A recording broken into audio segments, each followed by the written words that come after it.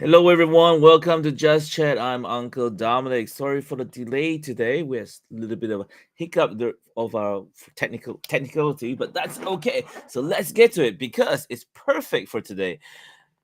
Nothing is perfect. Nothing is smooth. There's always a stone on every road we take. So that is our topic, and this is a great example because you think you have everything planned, but there's a pebble, a tiny little stone that makes things a little bit difficult for you. But if you keep on walking, you will make it through.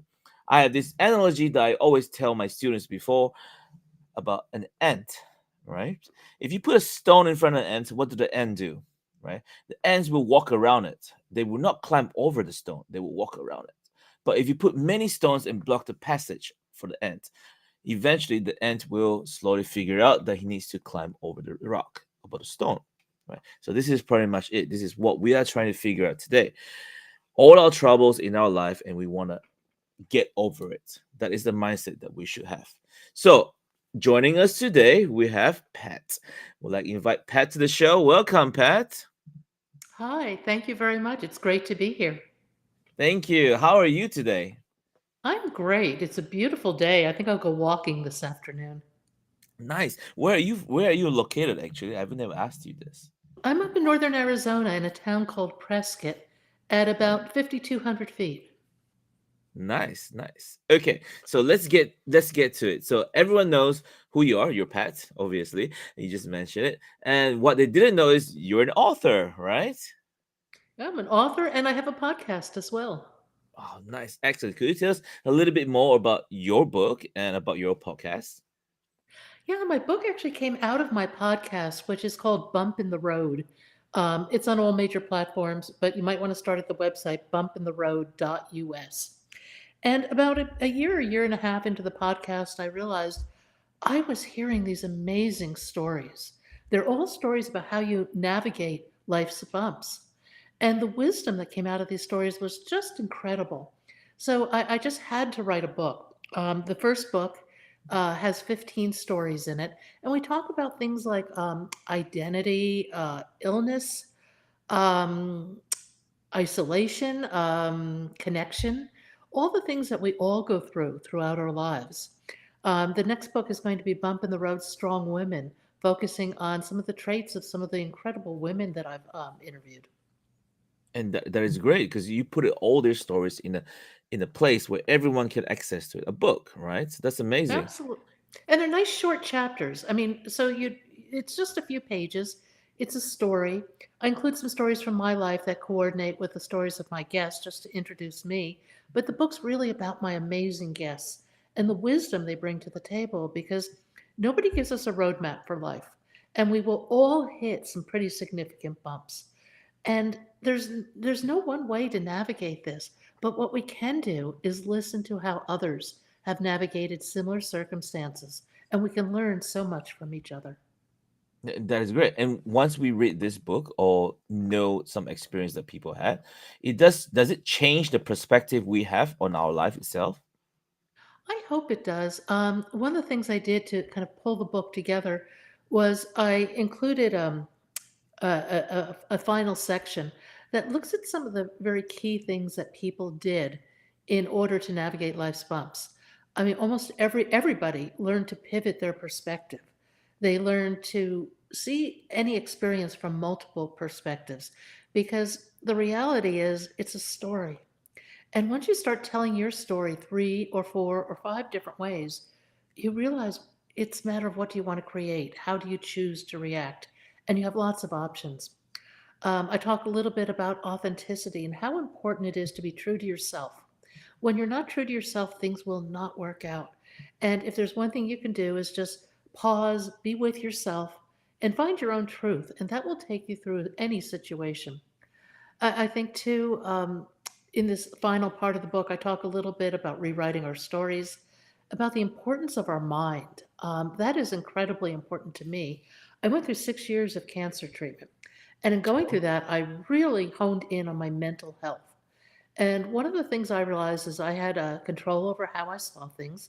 And I started a meditation practice that has been just life changing. So I'm a big fan of meditation. And then finally, in that final section, I talk a little bit about how we're all so unique. We are all special. We'll never do, no two of us will do things the same way or see things the same way. And that should be celebrated. Celebrate how special you are. And again, using what lies deep within inside you, follow that. It will take you to amazing places. So you pretty much mentioned one incredible thing about all this is the courage, right? So having the courage to face these obstacles. It must Courage is not a be big, easy. It must not be easy at no, all. it is not. Martha McSally, who I interviewed, she was the first woman to fly in combat for the USAF, said that courage is a muscle. The more you use it, the stronger it gets. And courage is really about being willing to take that initiative to get outside your comfort zone and do things. But it's amazing when you start doing that, you become more courageous and your comfort zone expands. So all Hmm. of a sudden, you have greater capability, greater curiosity, and your life gets increasingly more interesting. It gets a little bit difficult though, because every time we talk about courage for the younger generation, for example, because I teach in a high school, and so every time I tell my high school students to do something different, try something different, uh, or embrace something different, and it's a little bit difficult because for younger minds out there, they don't see things in a broader perspective. They see things as just Mm. a road, just one path, right? Okay, of course, occasionally you get one or two students who are amazing, who sees everything and knows what to do, or are, brave enough to take on different things. But sometimes it's difficult for them to see the whole thing. So, what is your advice for students or younger generations who are still, you know, going through their teen life? Particularly in this world where social media is such an integral part of life, cultivate the ability to be still and be with yourself. Hmm. Could you explain more, elaborate more? Yeah, take time to turn off your device, to stare at the Yeah. clouds, to be by yourself, to think about what really you really like, not what the world tells you to like, but Hmm. what really moves you. And this is really contrary to kind of modern society, but I think that that's where the most important driving source of curiosity lies for your life. It lies within you. Some people have trouble with that as well, because we tell them all these things. We tell them, put your devices away, and experience life as it is. But still, they're like, but this is what I do. This is what I like to do, and my friends are on social media. So that's the answer they would definitely give it to it. And But you know of what? course, yeah, That's okay. That's where you are at this point in time. But maybe remember a piece of this conversation, remember some words, because as you go on in life, you will hit bumps. And the bumps, the answers to your bumps will not be on social media. They will be within you. I think the problem with this as well as is usually when students hit a bump on the road, right, hit a stone, they don't know it's a stone. Yeah. The whole time they think it's a wall. It's an enclosure. They can't get past it, right? So I've seen stories of students who um, have it, they have suicide and stuff, and so it is not easy to talk about it, especially when you have students that have done this in your life, or they open up to tell you about it, or you've seen it happen.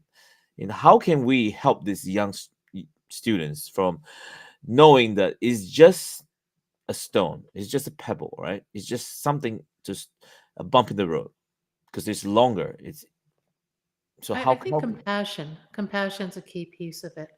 Be willing to sit with them, be with them, listen to them, let them know they're not alone. I Mm. think a lot of these emotional reactions we have when we're younger to adversity go towards a sense of being very alone when something like this happens. And I think compassion from somebody can really change that equation. And that means a little help from someone. And sometimes people tend not to open up, especially Yeah. in a culture where I'm living in right now. It's an Asian culture, so most people tend to keep all their problems to themselves because they feel like it's a weakness to show out their problems, right? So if I have a problem and I cannot solve it, I think I rather keep it to myself than tell it to someone else. Because if I do that, then people look at me as a weakness, or they look down upon me, right? So most people will think this way and therefore will not open up. So because of this, no one knows what they are going through. And It's you mentioned about your book about the girl who was in the military, right? So she mhm. opened up about her struggles and stuff. But I do know a lot of soldiers who come back from their trip or their employments, and when they come back, they don't open up, and Yeah. so it leads to problems, right? They think it's a wall. I think it's important for everybody to find someone you can talk to. Excuse me. Yeah. Preferably somebody maybe a little older with a little wisdom who will sit and just listen, empathize, and help you make the best decision you can make at that point in time for yourself. You don't have to be Mm, perfect. Nobody is. Life is very imperfect. And I think that as you go on, learning to kind of enjoy the imperfections is key. But as a young person, it's so hard. There's so much pressure on everybody to be Instagram perfect, to fit in mm. with the crowd, to achieve. It's a really difficult part of your life, and maybe you can take a little bit of solace in just knowing that life gets a lot better. It really does. And so, have you experienced this kind of, personally, or have this, like, for example, like when you're doing this book, the bump in the road, was there really a bump in the road for you while trying to make this book to come out? Yeah, actually, there was a really big one. I wanted endorsements for the book. And obviously, I had to reach out to people and ask for them. And I just couldn't do it. I thought, oh my gosh, nobody's going to like it. Nobody's going to endorse it. I'm just setting myself up for rejection. And it took me several days to work through that and just have the courage to step through that fear and send those emails out asking for encouragement. I'd interviewed a really interesting woman from Harvard. Her Mhm. name is Jill Bolta Taylor, and she's a brain researcher. She did a really famous TED talk called, oh, now I'm spacing out on the name of it, My Stroke of Insight. And that was Okay. her first book. She had a stroke, and it took her 8 or 9 years to overcome this stroke, if you can imagine. And as a result of that, she watched how her brain behaved and how it shut down and how it opened up again and how the different parts of her brain interacted with each other. And she came up with a really brilliant perspective on the different functioning parts of our brain and how we can use them to achieve greater harmony. She calls her methodology in her second book. Well, the second book is called Whole Brain Living. It's a great book. And I use some of the methods in her book actually to work through that. Um, there's a part of your brain that stores all your past memories, all Mhm. the rejection, all it's intended to keep you safe, but it also remembers all the tough things that have happened. And there's another part of your brain that is more like the 5-year-old who wants to eat ice cream in 10 different flavors. And part of the methodology she has is she has these two parts of the brain converse with each other, and it was really amazing what came out for me was that while my brain was trying to keep me safe, it had stored every bit of rejection I'd had my whole life. And when I started looking at that, I realized that's a skewed perspective. That's Mm. not real. And that really helped me move through that bump in the road, if you will, in terms of getting people to endorse the book. So I think the thing to come out of that is that there are actually methodologies out there that can help you work through these sorts of things. And it is hard because it's an energy block, and you have to dismantle that energy block to move through it.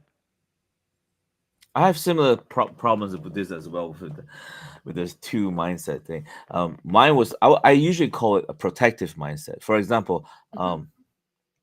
because I'm an educator, I'm actually a homeroom teacher as well. So when I take care of my students, I try to make sure they don't experience the bad things in life, right? Or make the wrong choices in life. And because of this, I became kind of like overprotective sometimes. And when I when I'm overprotective sometimes, I don't I how do I say this? I don't give enough space for the students to explore and to learn, instead of protecting them from all kinds of stuff. For example, it's like, oh, this knife is sharp, therefore I would not give them the knife to use at all. They can use something else. And so because of this, this is just a metaphor. So because of this, they're not able to learn how to use a knife when it comes into situations. And so it's difficult because I'm also a father, so I want my children to do this, to not experience hardships in life. But sometimes I have to let go, let them experience a little bit, um, and be there as a guidance. But sometimes this mindset is very difficult, especially because some people have gone through trials and tribulations and found that this kind of things are actually very hard on them, right? And realizing these setbacks is extremely difficult. It makes you want to be protective over things. And so what do you think about this? Like, do I protect them too much, or should I just let them go a little bit more? What is your experience on this? It's an impossible situation with no right answer. That's the reality of it. I think that experiencing some bumps is good for you Mm, because you have to learn to resolve difficulty in your life. That's reality.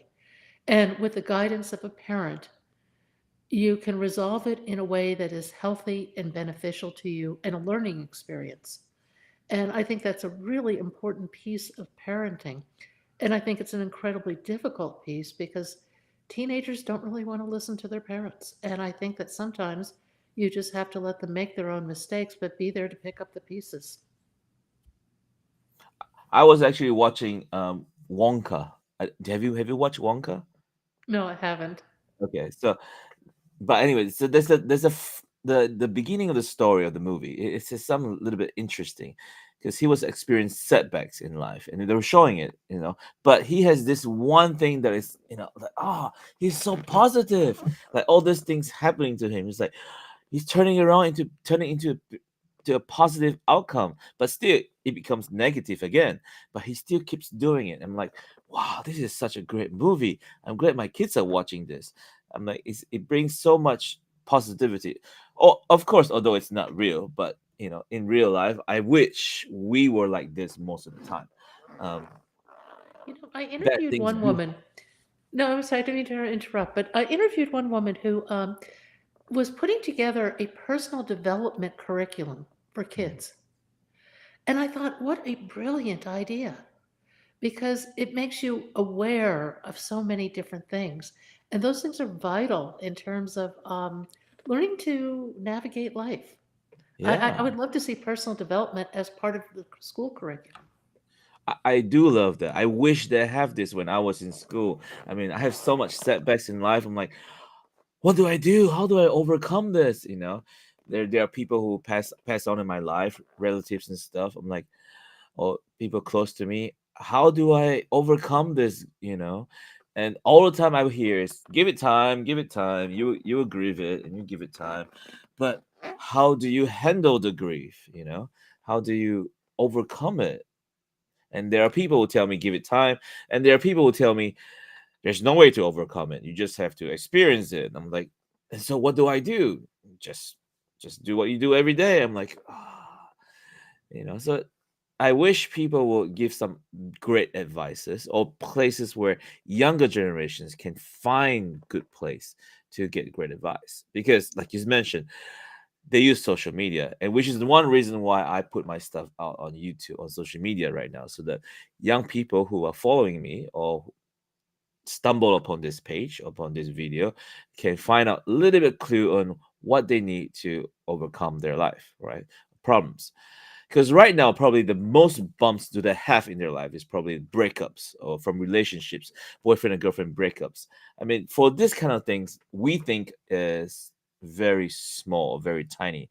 Oh, sometimes my parents would refer it to as puppy love, because it's not real love. But for these children or for these people, it is It not is puppy real. love. It's real Yeah. love. But to us, adults, we're like, oh, it's puppy love. It's a small thing.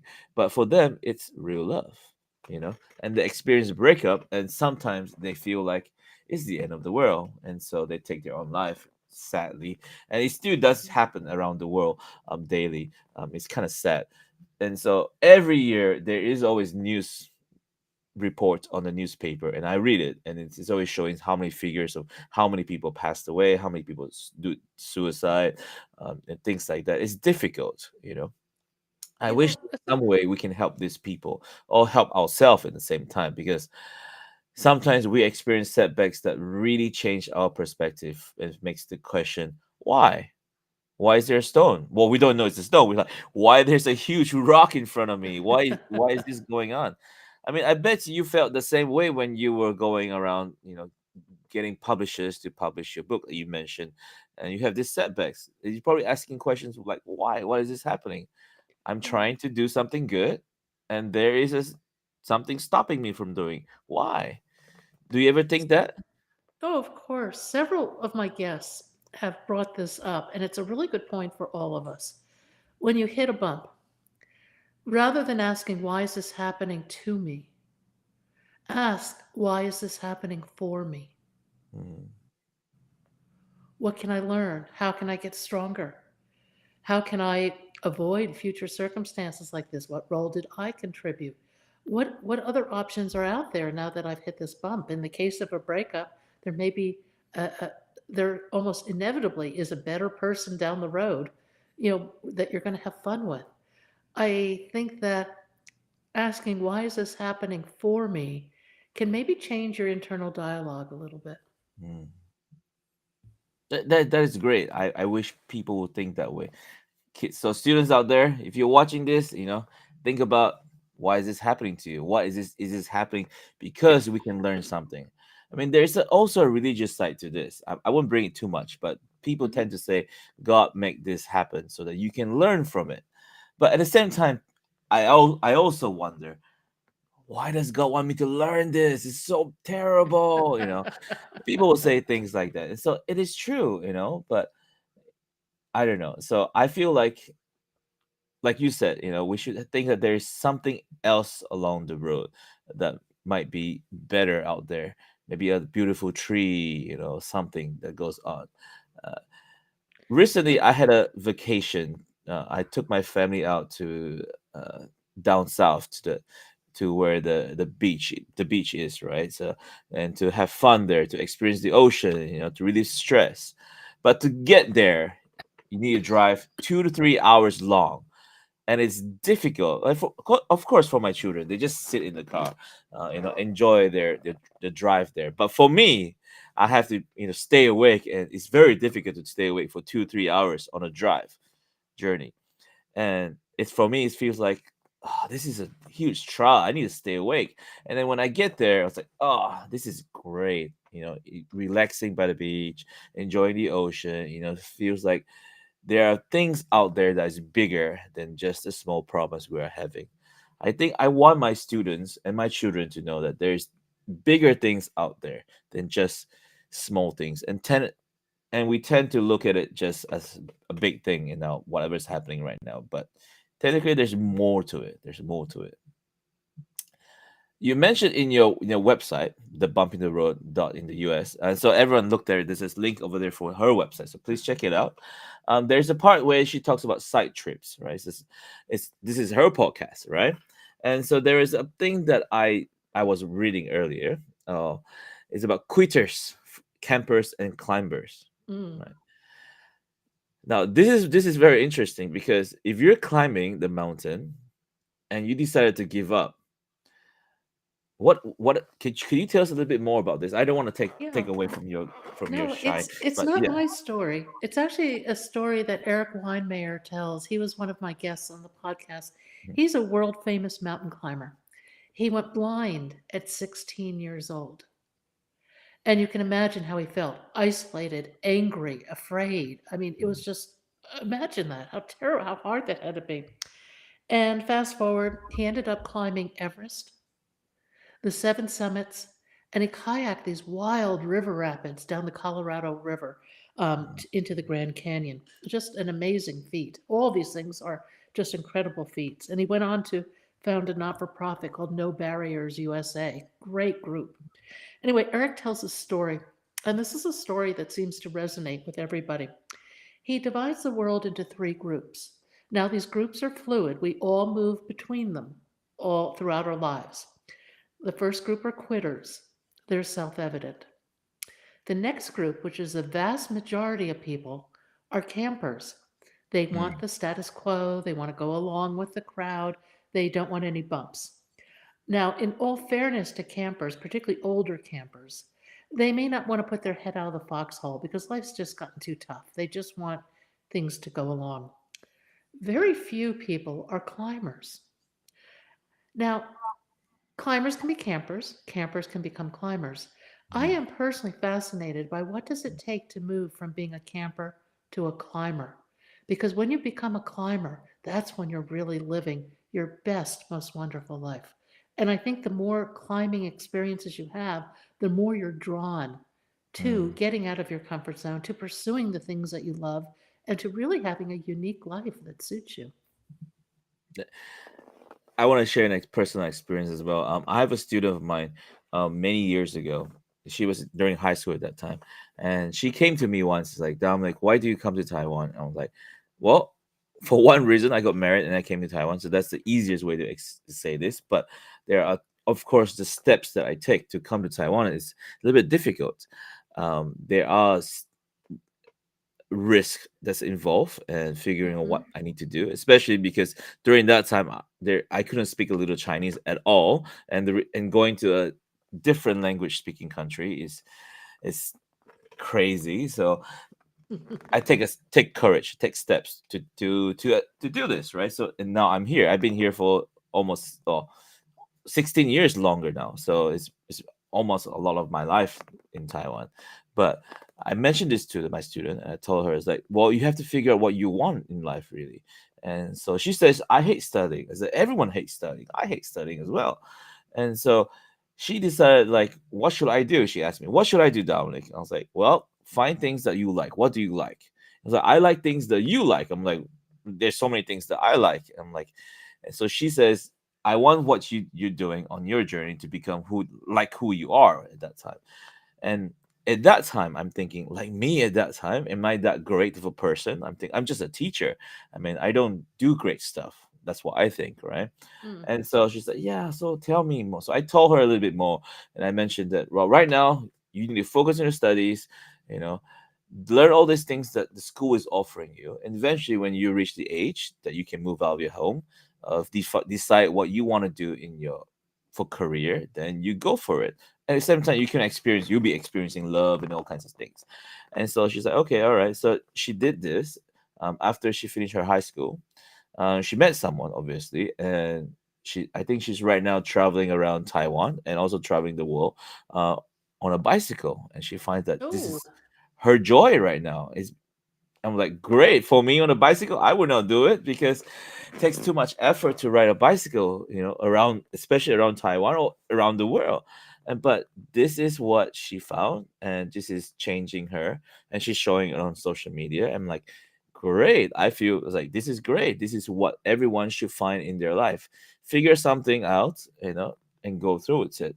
Now I say all this, but it's not perfect. She experiences setbacks in her life, and so family didn't agree with what she's doing. There's a lot of things, mhm. but she's happier now. So I think what I'm trying to say is there's setbacks. There is setbacks, but if oh, you get over it, you get there past are it. setbacks. I learned to fly, and I focus flying high performance sailplanes. Oh, 15, oh yeah, 15 to 20 meters of wingspan. And these things wow. can soar hundreds of miles. It's amazing. And you're up in the sky and you're always looking for sources of lift so you can stay up all day and keep traveling. It's a sport. It's a kind of an esoteric sport. But it was difficult. I was having some health problems at the time. I had to navigate that along with learning to fly. Learning to fly is not easy. And quite honestly, you can kill yourself doing this. For sure, So yeah. You want to be, you have to balance your ability level, which starts at zero, with what you're flying, where you're going, and what you're doing in the weather conditions. And it is not a smooth ride. You will have less than great landings. Um, you will run into weather issues. You may not make it back to the airport.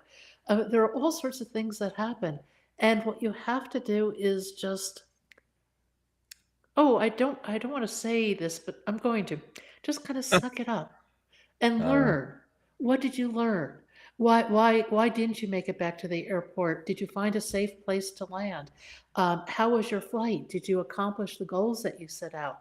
It's really just a fantastic learning process, and I think that's one of the things that sports does for all of us, is that it concentrates an experience in a limited amount of time, 1, 2, 3, 4 hours, whatever it may be, and in that period of time, you're intensely present and things will go your way and things won't go your way. There's a lot of lessons to be learned in that. And sports are kind of a safe way to explore, I think, bumps in the road and how you respond to them. Yeah, that's it. Um, I have a student of mine who's actually really good at golf right now. She's one of the Taiwan's top female golfer for her generation. She's experienced. She's winning everywhere, left and right. Of course, occasionally she lost sometimes. And there's one time she said she got second place, and she wasn't so happy at first. I'm like, but you got second place. Like, if it was me, I would have gotten second place. I'm like, you got second place. That's like it's a big thing already, you know. Sometimes we focus on not getting the first place or not getting what we want, and we feel like, oh, this is terrible. That's the end for us. But we forgot to realize that second place is actually better than the 100 place or whatever else behind us. We already overcome so much, you know. We have overcome so much, and yet we haven't reached that target. And we tend to realize, we tend to say that, oh, that's not what we want, and it's horrible. Sometimes that kind of idea or mindset is not so great. So I told her, it's like, well, I told her dad as well. It's like, you know, yeah, well, this is what we learn, right? Experience. You didn't win this time, you can win next time. But still, second place is a great achievement in a lot of things. Oh, it's a huge achievement. And actually, we live in such a linear world, and it's really too bad because ranking things sometimes takes away from the joy of learning things. Mm. That, as a teacher, is difficult to say this as well, because I tell my students, like, try hard, study hard. If your test result doesn't give you great grades, I'm sad for one, because your grades are terrible. But at the same time, are you putting effort in doing it? If you're putting effort and your grades are terrible, I feel okay. That's fine for me. But if you're not putting effort when you could put effort and your grades are bad, I'm like, oh, this is not good. And of course, most students would tell me, like, but teacher down, like, you know, there's people like Steve Jobs who don't go to school, you know, or Bill Gates who drops out of college and stuff like that. I'm like, yeah, and they're very successful. I was like, true, they're very successful, but they are putting effort in doing things they want to do. And so I tell my students, are you putting effort to doing things you want to do? If you are, great. If you are not, don't give me an excuse. So, because all things No, is like, you know, yeah. And and we all have to do things we don't like and learn things that are difficult. One of the things that was really difficult flying was managing the radio because the aviation language is a foreign language essentially. And you had to be able unfortunately, to manage the radio. You're in a single seat plane. It's all the burden of doing all this is definitely on you. So you have to manage that. You have to fly the plane. You have to look out for things in the pattern. That's not always a lot of fun, but it's just part of the things that you have to do to get to go fly. I want to say this to everyone, and it's great. You know, we have stones in the road. It's just stones. Don't worry about it, right? Step over it. Like she mentioned, all things that we do, everything we do right now, especially if she's doing the aviation thing and all the new languages and stuff. It's difficult. Everything we do has different language and everything. Yeah. That shouldn't stop us from doing what we want or getting what we want to get or going where we want to go, because it's different. It's just different, you know. If we can learn it, we can get overcome it. For example, learning Chinese for me was very difficult at first, but eventually I could speak it, but I still can write it. But that doesn't stop me from going out and working and communicating with people, you know. So this is still possible. It's just a small stone. There's always a stone. There's always, right. There's Well, always. and the other thing, I think we have to learn to celebrate our successes. We always focus on our relative, what we perceive as our relative failures. That They're small not. tiny stone. We look at Yeah. it, we focus on it. It's like so huge, but it's not. Right? Yeah. No, no, and Like our successes are many, but our brains aren't wired to record mm, our successes. They're wired to keep us safe, and that records the things that are dangerous or fail. But I really think to stop and pat ourselves on the back and say, wow, look what I did. That's cool. there's one stage in my life where I experienced a lot of bad things. You know, so like you mentioned, you did meditation, and I do my meditation too. But I find it very, I do it very different at that time. I always go to the roadside and sit by the roadside, you know, and look at the traffic lights, by the traffic lights where I can see cars driving by, and I just sit there and I'll just look at all these people going by with their life, like, and I'll be thinking, what do they do in their life, and like, what are they experiencing in their life? So I'll be seeing this go, and so this makes my mindset and keep me calm in my problems time. So this was when I was younger, of course. Nowadays, I feel like if I do go to the traffic light or by the roadside, it's very dangerous. I avoid those places. But that's one way of how I used to do it. And you mentioned you do meditation as well to overcome your problems. Could you tell us a little bit how you do your meditation? Because maybe some people out there will who would like to do the same way you do. Yeah, I actually got into transcendental meditation, which is two 20-minute segments a day during a period of my life when I was under a lot of stress. And the reason I think meditation can bring a lot to your life is that it's experiential. Let me liken it to eating chocolate, okay? Bear with me for Mhm. a second. You can read about chocolate, right? There's white chocolate, there's dark chocolate, there's milk chocolate, there's chocolate with nuts, with coconut. There are a million different forms of chocolate. And you can read all day long, but you won't understand what chocolate is until you taste it and you have it melt in your mouth and you have the different types of chocolate. So that's experiential, okay? It's something that you're doing and feeling. Well, meditation is too. And I kind of divide meditation into a few parts. First of all, it's a discipline. You commit to doing it. You're going to meditate for 20 or 30 minutes or whatever. So it sets up a positive habit a little bit at a time, a day at a time. What happens is, as you learn to meditate, you learn to still your mind. And when you Mm, still your mind, you can watch your thoughts. Now you have awareness.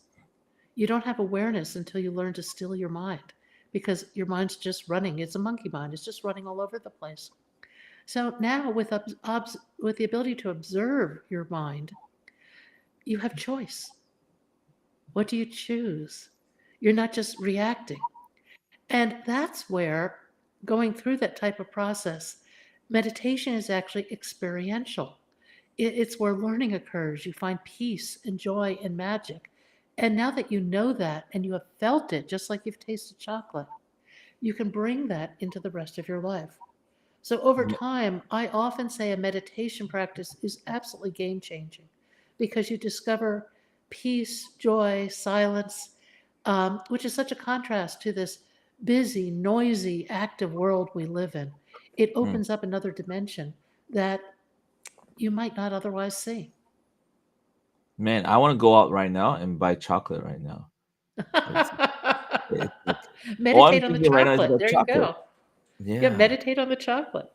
But this is the thing I also put on the hashtag that I have. Mind over matter. This is pretty much Yeah. it. There's so much things going on. Once we figure out that it's only just a tiny speck in everything, and our minds can overcome this. And meditation actually does help, and I like that. I hope everyone out there, you're listening to this, find your meditation, find something you need to do to help you to get overcome this. My dad used to say, Smoking helps me get over things. I'm like, okay, so I wouldn't say tell you everyone to go smoke. There are other things that we can do instead of harming our bodies. Some I have a friend who told me he wants, after a stressful day at work, I'll go out for a drink. I mean, I'm like, great. Drinking is great for some people, but drinking too much is very hurtful as well. So there's always things that we do sometimes that will hurt us. So I find out, like you mentioned, meditation actually helps more, and it doesn't hurt your body at all. It actually enhances it, right? It Yeah, and gives you a better mind, positivity. I think there are a lot of ways to meditate too. Sound can be an opening to Yeah. meditation, for example, walking in nature, participating in a sport, knitting, cooking. There are many ways to have your mind be still and be very fully present. So meditation doesn't have to mean, going to an exotic resort, not talking to anybody for 30 days and sitting and going om. That's not the case at all. Meditation is really flexible. You can adapt it to your life. Walking meditations are something that the Buddhists often practice. I was at a meditation retreat once, and the walking meditation was very cool. So when you think about meditation, don't think of it as one dimensional. Think about the places in life where you find peace and Hmm. joy. Spending time there is a meditation. Going to gym, exercising is a meditation as Yeah. well. Mm-hmm. There's a lot of different ways. It's true. It's true. That's true. Well, we're reached the end of our podcast or our time. So, Pat, could you give 3 steps or 3 things you could say to our audiences, how they can overcome or change their mindset about the stone instead of a wall, right? It's temporary. This too will pass. Ask what can I learn from this situation? That's an incredibly important question that really you can take with you for the rest of your life. What can I learn? I think that's very powerful. And I think always retain a sense of optimism and curiosity. Curiosity is really important, and it will take you fantastic places. Thank you so much. Thank you to everyone who come to this show today and watch this. So if you like it, please like us, support us by liking and subscribing and sharing as well. Please go to Pat's website. It's on the link right there. It's a link on the YouTube thing as well. So go check it out and check out her book as well if you can find it. Um, it's on Amazon.com, right? I believe Yeah. that I can find it there as well, right? So great. Thank you so much for coming to the show. And that's it, everyone, for today. Please join again tomorrow for more exciting topics and more things we can talk about. All right, and goodbye. Bye. Thank you.